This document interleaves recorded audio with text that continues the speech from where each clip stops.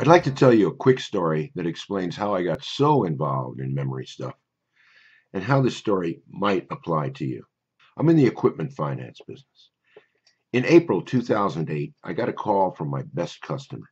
Josh owns an array of specialty retail shops. Each time he's going to open a new shop, he arranges for the equipment and materials that he'll need. Typically, it's about $125,000 to $150,000 worth of shelving and lighting and showcases.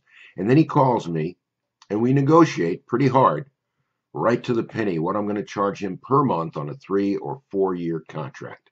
Each of those conversations ends the same way. He takes down the figures, and we hang up so he can discuss it with his wife, his full partner, and he calls me back the next day. So on that day in April 2008, when my secretary said Josh is on the phone, I was a happy camper. I picked up the phone and he said, Barry, I've discussed with my wife the terms and conditions and monthly payment that you and I negotiated yesterday, and we're ready to go. Please prepare a contract. I said, Josh, thank you so much. I am in a rush. I'm about to leave the office and my desk is a mess. I can't find anything, which was always true. Do me a favor. Send an email to my secretary telling her exactly what you and I negotiated, right to the penny. And as I'm walking out of the office, I'll tell her to watch for that email and prepare a contract. And we hung up. Now, if you think I'm going to say that I couldn't remember the terms and conditions and payment amounts, you're only half right. I could not remember having been on the phone with Josh the day before. No way I could not reconstruct it.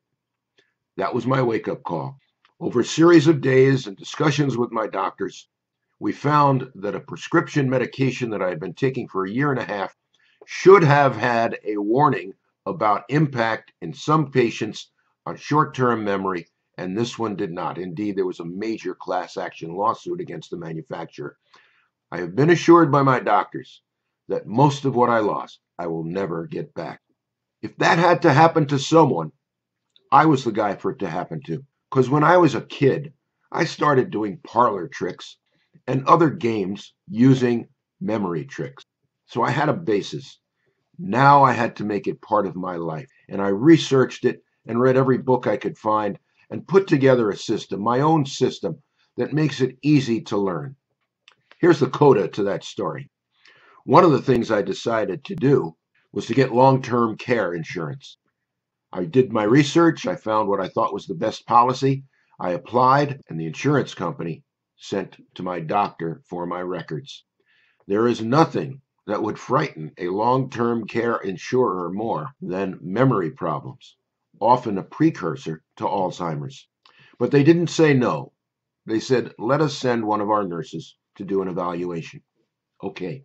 The nurse came, a registered nurse, very bright, very pleasant, and we started talking. And at one point she said, okay, now I'm going to read to you a list of 10 items. I'll read it very slowly. Try to remember as much of it as you can.